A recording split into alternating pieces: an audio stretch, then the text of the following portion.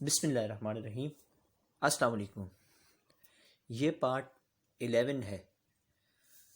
آج ہم آپ کے لیے جو کتاب لا رہے ہیں اس کا نام سنت مصطفیٰ صلی اللہ علیہ وسلم اور جدید سائنسی تحقیق ہے۔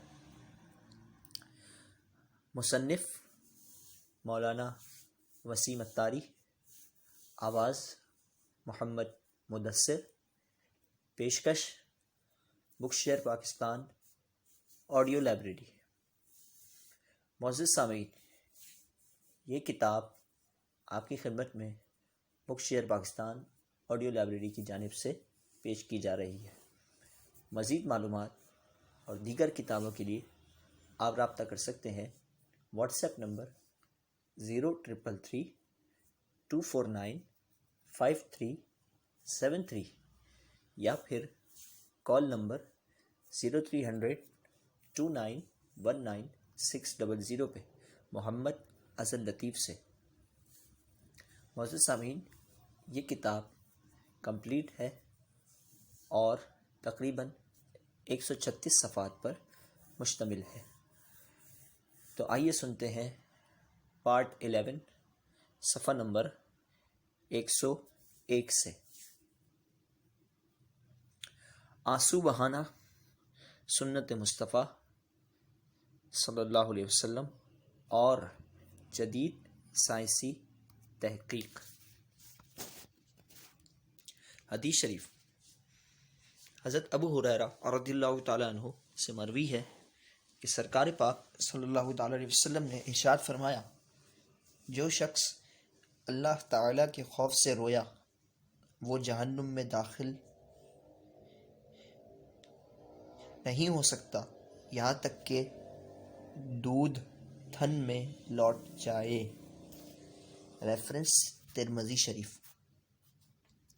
حضور پاک صلی اللہ علیہ وسلم نے ارشاد فرمایا، دو آنکھیں جہنم میں نہیں جائیں گی، ایک وہ آنکھ جو اسلامی سرحد کی حفاظت کے لیے جاگتی ہو، دوسری وہ جو خوف خدا عز و جل میں آنسو بہائے۔ جدید تحقیق۔ رونے کا اتنا فائدہ ہے کہ اگر سب کو پتہ چل جائے تو لوگ سب کام چھوڑ کر رونا شروع کر دیں۔ رونے سے آنکھوں کی بیماریاں ختم ہوتی ہیں۔ یہ حقیقت ہے کہ ہنسنے والی کے بجائے رونے والا ہر ایک کی توجہ کا مرکز بن جاتا ہے۔ ہم میں سے بہت کم لوگ رونے کی افادیت سے آگاہ ہیں۔ اگر اس مفید عمل کے فوائد پتہ چل جائیں تو لوگ زیادہ سے زیادہ رونا شروع کر دیں۔ ایک بھارتی اخبار کی تحقیق کے مطابق رونے سے آنکھوں کی بے شمار بیماریاں جاتی رہتی ہیں۔ بے شمار نہ پوری ہونے والی خواہشات رو دھو کر پوری کروا لی جاتی ہیں۔ رونے سے گناہوں کی دھلائی بھی ہو جاتی ہے۔ اللہ تعالیٰ کے نزدیک بندے اپنے رب عز و جل کی محبت میں رو رو کر بڑے بڑے راز اور مقامات پا لیتے ہیں۔ حضور پاک علیہ الصلوۃ والسلام اکثر اپنی امت کے غم میں روتے تھے۔ رونے سے اپنے محبوب کو پایا جاتا ہے، رونے سے محبوب کو بھی راضی کیا جاتا ہے۔ کھیلوں کے نقصانات اور جدید سائنسی تحقیق۔ اسلام قید کا مذہب نہیں ہے اور نہ ہی سختی کا مذہب ہے، بلکہ اسلام پابندی کا مذہب ہے۔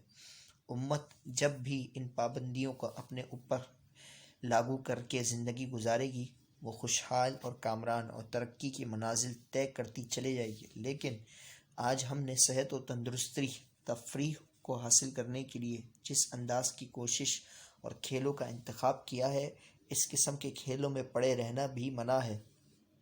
چنانچہ قرآن مجید میں ارشاد ہوتا ہے، جس کا ترجمہ اور کچھ لوگ کھیل کی باتیں خریدتے ہیں کہ اللہ تعالیٰ کی راہ میں سے بہکا دیں، بے سمجھے اور اسے ہنسی بنا لے اور ان کے لیے ذلت کا عذاب ہے۔ سورہ لقمان آیت نمبر 6۔ تفسیر خزائن العرفان میں اس آیت کے تحت لہو ہر اس باطل کو کہتے ہیں جو اس آدمی کو نیکی اور کام کی بات سے غفلت میں ڈالے۔ ان میں تمام کھیلوں سے بچنے کا حکم ہے، جن میں خصوصاً فٹ بال، سنوکر اور کیرم بورڈ شامل ہیں، جو کہ سخت حرام ہے۔ ڈاکٹر ایڈمن کی وارننگ: میرے خیال میں جتنی عریانیہ اور فحاشی جیم خانوں اور کلبوں نے پھیلائی، موجودہ کھیلوں کے نظام نے اتنی فحاشی نہ پھیلائی۔ حتیٰ کہ بعض لا علاج امراض کو پھیلانے کے لیے کھلاڑیوں نے بہت بڑا کام کیا، اور اگر ہم چاہتے ہیں کہ کھیلوں کے نظام سے پھیلنے والی تمام بیماریوں کا قلع کما کیا جائے، تو اس کا واحد حل ایسے کھیلوں کو اختیار کیا جائے جو یا تو اندرون خانہ ہو یا پھر ان کھیلوں میں کھلاڑی کے بدن ڈھکے ہوئے ہیں۔ حدیث شریف: حضرت علی رضی اللہ تعالی عنہ سے مروی ہے کہ سرکار پاک صلی اللہ تعالی علیہ وسلم کا ارشاد ہے کہ اے علی، اپنی ران دوسروں کے سامنے ظاہر نہ کر اور کسی زندہ یا مردہ کی ران کی طرف نہ دیکھو۔ ریفرنس مشکات شریف۔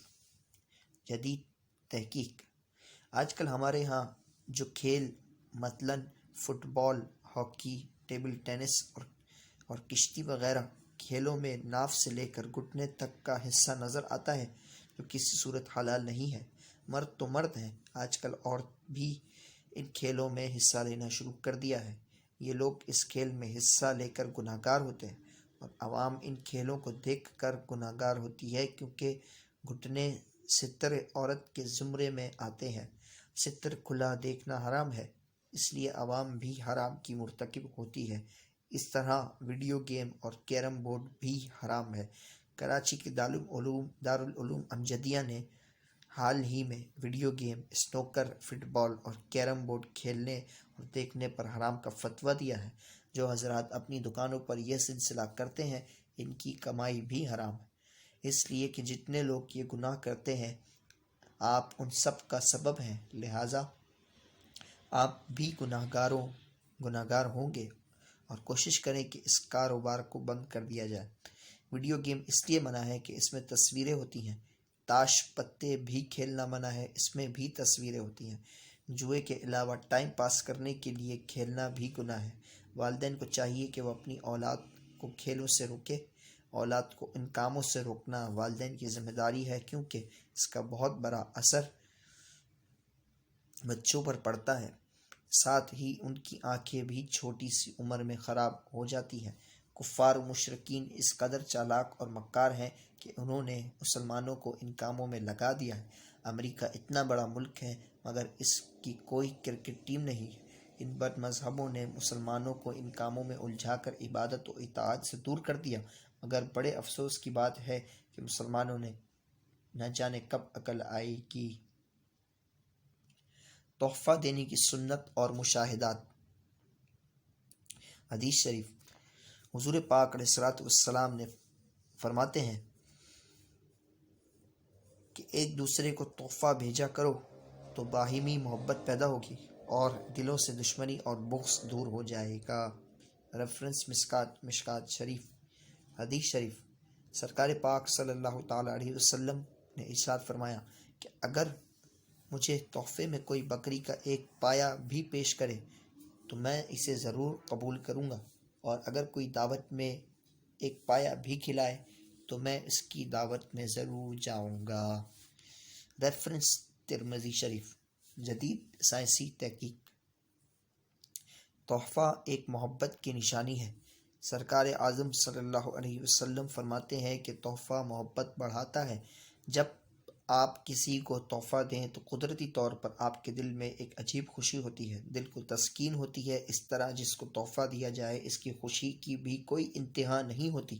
وہ اپنے دل میں یہ طمانینت محسوس کرتا ہے کہ مجھ سے بھی محبت رکھنے والا کوئی ہے۔ وہ سب کو بتاتا ہے اور وہ تحفہ دکھاتا ہے، حالانکہ کتنی ہی کم قیمت چیز ہی کیوں نہ ہو، پھر بھی اس کا دل یہ گواہی دیتا ہے کہ اب تو بھی اس کو تحفہ دے تاکہ وہ بھی خوش ہو۔ اس طرح وہ بھی تحفہ دیتا ہے، پھر محبت بڑھتی ہے۔ دوستی بھی مضبوط ہوتی ہے۔ کسی ناراض دوست کو بھی تحفہ دیا جائے تو وہ بھی خوش ہوتا ہے اور ناراضگی دور ہوتی ہے، محبت میں اضافہ ہوتا ہے۔ تحفہ دیتے وقت سنت کی نیت کر لی جائے کہ میرے آقا صلی اللہ علیہ وسلم بھی تحفہ دیتے تھے تو اس کا ثواب بھی ملے گا۔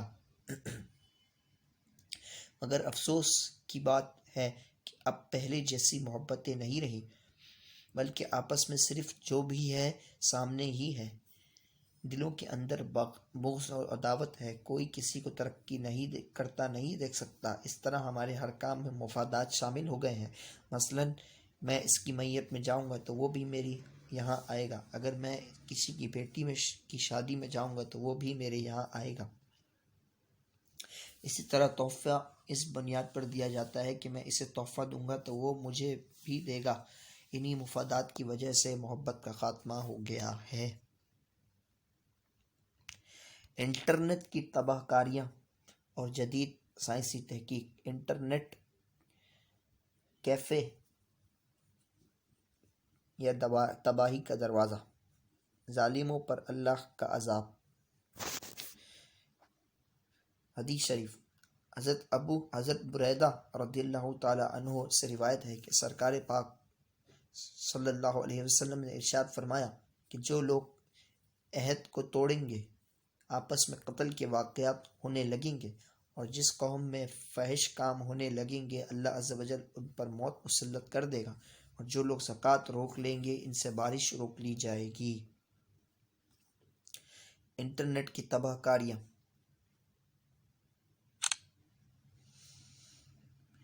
انٹرنیٹ سے جہاں تبلیغ و اشاعت کا ذریعہ ہے، وہاں بے حیائی بھی اس میں کوٹ کوٹ کر بھری ہوئی ہے۔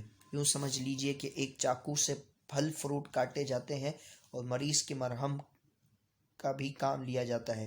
اس طرح اس کو غلط کام میں بھی استعمال کیا جا سکتا ہے، اس سے قتل و غارت گری بھی کی جا سکتی ہے۔ لیکن بدقسمتی کی بات یہ ہے کہ اس انٹرنیٹ سے اچھے کام کم اور برے کام زیادہ ہوتے ہیں۔ نوجوان نسل تباہی کے راستے پر چل رہی ہے۔ انٹرنیٹ کیفے یا تباہی کا دروازہ۔ انٹرنیٹ سے تباہی و بربادی پھیلانے میں ایک اہم کیفے کردار ادا کیا ہے۔ ہر علاقے میں 3 4 کیفے کھل چکے۔ حال ہی میں ٹی وی پر کی رپورٹ، جو کہ ایک سروے رپورٹ تھی، اس میں بتایا گیا کہ نوجوان 20 یا 30 روپے دے کر روزانہ کیفے میں جاتے ہیں، وہاں چیٹنگ کرتے ہیں، لڑکا لڑکی بن کر بات کرتا ہے، اس طرح لڑکی لڑکا بن کر بات کرتی ہے، کئی گھنٹوں تک یہ سلسلہ جاری رہتا ہے۔ آخر کار ایسی چیٹنگ میں نوبت شادی تک بھی پہنچ جاتی ہے۔ اس میں صرف اور صرف الفاظوں والی محبت ہوتی ہے۔ کسی کو کیا معلوم کہ سامنے والا کون ہے اور کیا ہے۔ یہ ایک ایسا نشہ ہے جس کو لگ جائے وہ بڑی مشکل سے چھوڑ پاتا ہے۔ دوسری تحقیقی رپورٹ، دوسری جانب اسی انٹرنیٹ سے نوجوان فحاشی اور عریانیت کی طرف مائل ہوتے ہیں۔ بے حیا اور بےہودہ تصاویر جس میں لباس کا کوئی تصور ہی نہیں ہوتا، نوجوان اسے دیکھتے ہیں۔ اسے ویب سائٹ میں اس ویب سائٹ میں بےہودہ قسم کے ناچ اور عریانت عام ہوتی ہے۔ لاکھوں ایسے نوجوان لڑکے اور نوجوان لڑکیاں اس کام میں مبتلا ہیں۔ یہ بھی ایک ایسا نشہ ہے جو بہت مشکل سے چھوٹتا ہے۔ ظالموں پر اللہ کا عذاب۔ قرآن مجید فرقان حمید میں ارشاد ہوتا ہے، ترجمہ کنز ایمان، اور ایسی ہی پکڑ ہے تیرے رب عز و جل کی کہ جب بستیوں کو پکڑتا ہے ان کے ظلم پر، بے شک اس کی پکڑ دردناک ہے، کڑی ہے۔ پارہ 12 سورہ ہود آیت نمبر 102۔ تحقیقی رپورٹ، مسلس ریور میں ہر سال سیلاب آتا ہے۔ پانی کا زیادہ سے زیادہ اخراج 1.5 لاکھ کیوسک تک جا پہنچتا ہے۔ گزشتہ سال سیلاب آیا تو پانی کا اخراج 7.5 لاکھ کیوسک تک جا پہنچا۔ جتنے پل اور ڈیم بنے ہوئے تھے، پانی ان کے نیچے کے بجائے اوپر سے گزرنے لگا۔ 7 ریاستیں زیر آب آ گئیں۔ $30 بلین کا نقصان ہوا۔ امریکی ریاست ٹیکساس میں نار پیڈا آیا جس کی طاقت 10 نائٹروجن بموں سے زیادہ تھی۔ اس نے مکانوں کی چھتوں کو اڑا کر رکھ دیا، کاروں کو اٹھا کر پٹک دیا۔ چند لمحوں میں خوبصورت آبادیاں کھنڈرات میں تبدیل ہو گئیں۔ کئی بلین ڈالرز کا نقصان ہوا۔ نام نہاد سپر پاور محو حیرت رہ گیا۔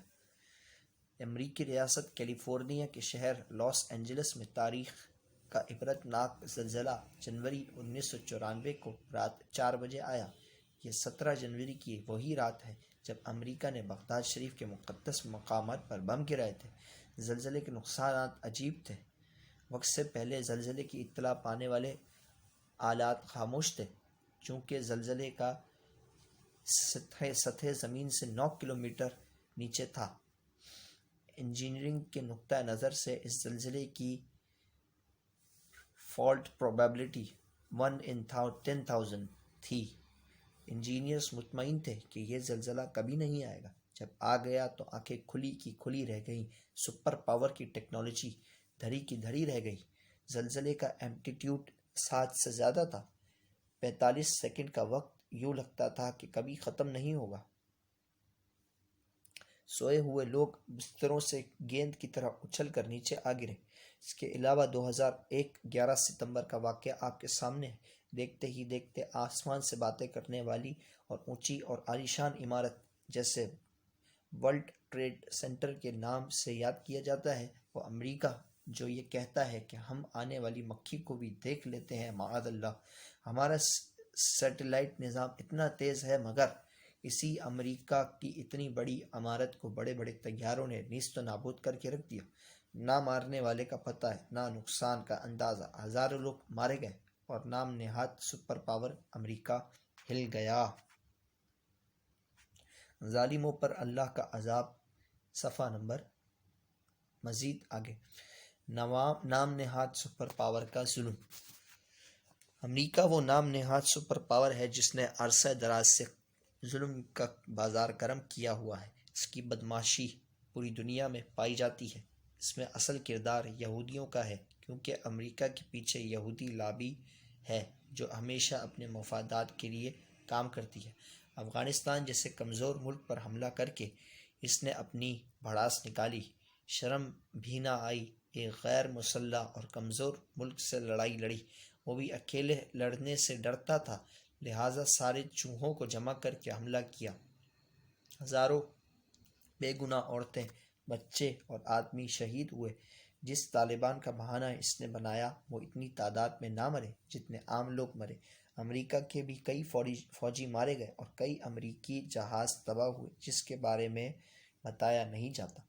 عراق جیسے غریب ملک پر دل چاہتا ہے بمباری کرتا ہے، جس میں ہزاروں لوگ اب تک شہید ہو چکے ہیں۔ عراق پر پابندیاں عائد کی ہوئی ہیں، دواؤں پر پابندیاں ہیں، جس کے باعث لاکھوں بچے اب تک شہید ہو چکے ہیں۔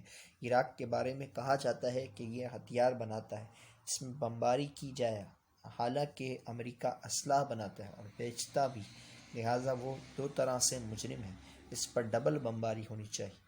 بالآخر شیطان امریکہ نے عراق کے مظلوم مسلمانوں پر بمباری کر دی، جس سے لاکھوں مسلمان شہید ہوئے اور اب بھی قتل و غارت کا بازار گرم ہے۔ جاپان کے شہر ہیروشیما اور ناگا ساکی پر بمباری کر کے امریکہ نے ہزاروں لوگوں کو مروایا۔ اسی طرح اپنی ناجائز اولاد اسرائیل کے ہاتھوں ہزاروں فلسطینیوں کو مروا چکا ہے۔ کیا یہ ظلم نہیں؟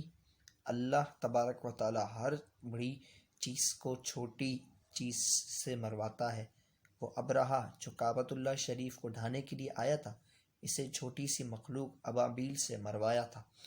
نمرود جیسے ظالم کو اللہ عز و جل نے مچھر جیسی کمزور چیز سے مروایا۔ ظلم پھر ظلم ہے، بڑھتا ہے تو مٹ جاتا ہے۔ ایک وقت آئے گا کہ ظالم اپنے انجام کو پہنچے گا، انشاءاللہ عز و جل۔ نام محمد صلی اللہ علیہ وسلم پر انگوٹھے چومنا۔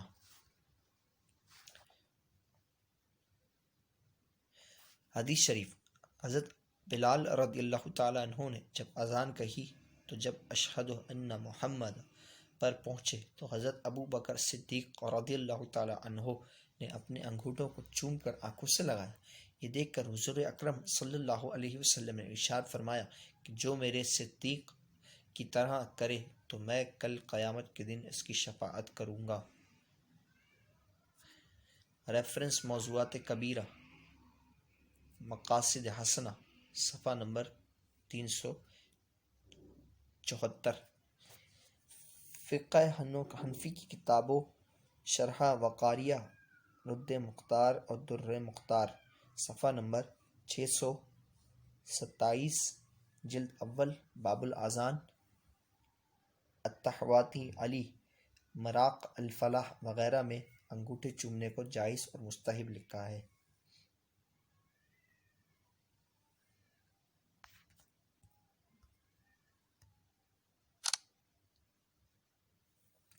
جدید سائنسی تحقیق۔ نام محمد صلی اللہ علیہ وسلم پر انگوٹھے چومنے سے آنکھوں کی روشنی تیز ہوتی ہے۔ انگوٹھے چومنے والا کبھی اندھا نہیں ہوگا۔ حضرت ابو بکر صدیق رضی اللہ تعالی عنہ کی سنت ادا ہو جائے گی۔ سرکار دو عالم صلی اللہ علیہ وسلم کی شفاعت نصیب ہوگی۔ محبت رسول میں اضافہ ہوگا۔ گفتگو کا اسلامی طریقہ۔ گفتگو کا سنت طریقہ یہ ہے کہ ضرورت کے مطابق بات کی جائے۔ بلا ضرورت ہر وقت ادھر ادھر کی باتیں کرتے رہنا خلاف سنت ہے۔ بات نرمی سے کرنی چاہیے۔ ہمیشہ درمیانی آواز سے بولنا بہتر ہے۔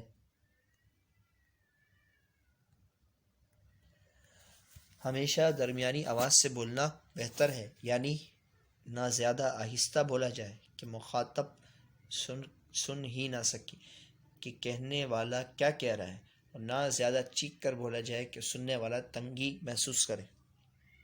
حدیث پاک۔ حضرت ابو ہریرہ رضی اللہ تعالی عنہ کہتے ہیں کہ سرکار دو عالم صلی اللہ علیہ وسلم نے فرمایا کہ بعض دفعہ آدمی ایک ایسی بات کہتا ہے جو اسے پسند ہوتی ہے اور وہ اس کی اہمیت سے واقف نہیں ہوتا، اور خدا ون تعالی اس کی وجہ سے اس کا درجہ بڑھا دیتا ہے، اور کبھی ایسی بات کہتا ہے جو اللہ عز و جل کو پسند نہیں ہوتی اور وہ اس کی اہمیت سے واقف نہیں ہوتا، اور خدا اسے جہنم میں ڈال دیتا ہے۔ ریفرنس بخاری شریف از کتاب پیغام مصطفیٰ صلی اللہ علیہ وسلم۔ حدیث شریف نمبر 2۔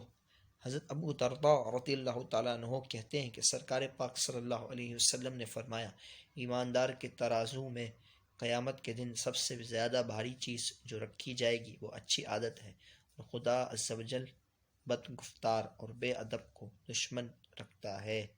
ریفرنس ترمذی شریف از کتاب پیغام مصطفیٰ صلی اللہ علیہ وسلم۔ جدید سائنسی تحقیق۔ نفسیات کے بہت بڑے ماہر کا کہنا ہے کہ جب کسی سے گفتگو کرو تو دوسرے کی بات غور سے اور توجہ سے سنو، ٹھہر ٹھہر کر بولو، دوسرے کو سننے کا موقع دو، سنو بھی اور سناؤ بھی۔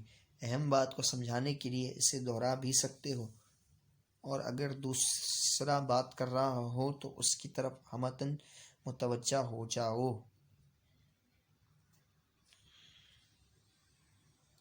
روحانیت کی حقیقت اور سائنس۔ القرآن۔ ترجمہ۔ یہاں تک کہ چیونٹیوں کے نالے پر آئے ایک چیونٹی بولی، اے چیونٹیوں اپنے گھر میں چلی جاؤ، تمہیں کچل نہ ڈالے۔ سلیمان اور ان کے لشکر بے خبری میں تو اس کی بات سے مسکرا کر ہنسے۔ پارہ 19 سورہ نمل آیت نمبر 18 تا 19۔ ترجمہ۔ سلیمان نے فرمایا، اے درباریو، تمہیں کون ہے کہ وہ اس کا تخت میرے پاس لے آئے قبل اس کے کہ وہ میرے حضور مطیع ہو کر حاضر ہو۔ ایک بڑا خبیث جن بولا کہ میں تخت حضور میں حاضر کروں گا قبل اس کے کہ حضور اجلاس برخاست کریں۔ میں بے شک اس پر قوت والا امانت دار ہوں۔ اس نے عرض کی، جس کے پاس کتاب کا کچھ علم تھا کہ میں اسے حضور میں پیش کر دوں ایک پل مارنے سے پہلے۔ پھر جب سلیمان نے تخت کو اپنے پاس رکھا دیکھا اور کہا، یہ میرے رب کا فضل ہے۔ پارہ 19 سورہ نمل آیت 38 39 40۔ تمہیں کچل نہ ڈالیں سلیمان اور ان کے لشکر بے خبری میں تو اس کی بات سے مسکرا کر ہنسیں۔ پارہ 19 سورہ نمل 18-19۔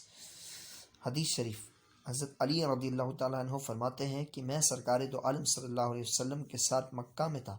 جب ہم آپ صلی اللہ تعالیٰ علیہ وسلم کے ساتھ گرد و نواح میں جاتے تو جو پہاڑ اور درخت سامنے آتا وہ السلام علیک یا رسول اللہ صلی اللہ علیہ وسلم کہتا تھا۔ ریفرنس ترمذی شریف۔ حدیث شریف نمبر 2، صاحب دلائل الخیرات اپنی کتاب دلائل الخیرات میں حدیث نقل فرماتے ہیں کہ سرکار دو عالم صلی اللہ علیہ وسلم فرماتے ہیں کہ جب کوئی مجھ پر درود پڑھتا ہے تو میرے پاس پیش کیا جاتا ہے، مگر اہل محبت کا درود میں خود اپنے کانوں سے سنتا ہوں۔ سب سے پہلے روحانی قوت اور قوت سماعت قرآن سے ثابت کی گئی۔ حضرت سلیمان علیہ السلام نے ذرہ برابر چوٹیوں کو ان بلوں میں دیکھ بھی لیا، آواز بھی سنی اور ان کی زبان بھی سمجھ لی۔ یہ قرآن سے ثابت ہے۔ ایک نبی علیہ السلام کو اللہ عز و جل نے اتنی طاقت دی ہے تو امام الانبیاء حضور صلی اللہ علیہ وسلم کو کیا طاقت دی ہوگی۔ دوسری دلیل، ملکہ بلقیس کا تخت دوسرے ملک سے لانا، وہ بھی صرف ایک درباری جو سلیمان علیہ السلام کی امت کا ایک فرد تھا، جس نے کئی ہزار میل کی مسافت طے کر کے تخت اٹھا کر واپس آ کر حضرت سلیمان علیہ السلام کے دربار میں حاضر کر دیا، وہ بھی پلک جھپکنے سے پہلے کر دیا۔ یہ بھی قرآن سے ثابت ہے۔ اس سے اندازہ کریں کہ حضرت سلیمان علیہ السلام کی ایک امتی کی یہ روحانی طاقت ہے، تو پھر امت رسول صلی اللہ علیہ وسلم کی اولیاء کی کیا روحانی پاور اور اختیارات ہوں گے۔ روحانیت اور جدید سائنسی تحقیق۔ سائنس خلا میں سیارے چھوڑتی ہے۔ خلا میں کئی لاکھ فٹ کی بلندی پر اسے چھوڑا جاتا ہے، پھر اس میں ایک آدمی بھی بٹھا دیا جاتا ہے، وہ خلا میں ہوتا ہے۔ زمین پر بیٹھ کر کمپیوٹر کے ذریعے سائنسدان اس سیارے میں بیٹھنے والے شخص کی نبض چیک کر سکتے ہیں کہ آیا یہ بیمار تو نہیں ہو گیا۔ موبائل فون جس میں نہ تار ہے نہ کیبل سسٹم ہے، پھر بھی لیزر شعاعوں کے ذریعے ایک آدمی کراچی میں بیٹھا دور ممالک میں اس سے باتیں کرتا ہے۔ ایک پلاسٹک کی مشین پر پرزہ یہ کام کر دیتا ہے۔ فیکس مشین جو سیکنڈوں میں یہاں کا پیغام وہاں سیکنڈوں میں پہنچاتی ہے، جہاں ہوائی جہاز کے ذریعے جانے میں 2 یا 3 دن سفر کرنا پڑتا ہے۔ یہ سب سائنسی ترقی ہے، مگر اس سارے کارناموں کے پیچھے یہی بات سامنے آتی ہے کہ انہیں جو عقل دی ہے وہ خدا عز و جل کی عطا کردہ ہے۔ آپ فیصلہ کریں کہ جب یہ مشینیں اتنی پاور رکھتی ہیں تو اللہ عز و جل کے نیک بندے کتنی طاقت رکھتے ہوں گے۔ کئی لاکھ کی بلندی پر ایک آدمی کی نبض چیک کی جا سکتی ہے، تو کیا عجب ہے کہ محبوب خدا صلی اللہ علیہ وسلم مدینے میں وہ اپنے غلاموں کو دنیا کے کسی بھی حصے میں ملاحظہ فرما سکے اور اللہ عز و جل کی ادا سے ان کی مدد کریں۔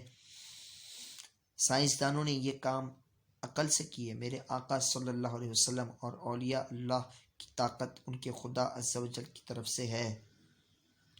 ہمارا ایمان ہے اور حدیث شریف سے ثابت ہے کہ سرکار دو عالم صلی اللہ علیہ وسلم جس آنکھ سے زمین پر دیکھتے ہیں بلکہ ساتوں زمین کی تہ تک دیکھتے ہیں، اسی آنکھ سے آسمان کو دیکھتے ہیں بلکہ ساتوں آسمانوں اور عرش الہی کو دیکھتے ہیں۔ جس آنکھ سے بندوں کو دیکھتے ہیں اسی آنکھ سے اللہ عز و جل کو دیکھتے ہیں۔ جو آنکھ اللہ عز و جل کو دیکھ لے پھر اس آنکھ سے کوئی چیز پردے میں نہیں رہ سکتی، اور کوئی غیب کیا تم سے نگاہ ہو بھلا، جب نہ خدا ہی چھپا تم پہ کروڑوں درود۔ الغرض کی روحانیت پر سائنس بھی یقین رکھتی ہے اور ہم روحانیت پر ایمان رکھتے ہیں۔ مسور کی دال اور جدید سائنسی تحقیق۔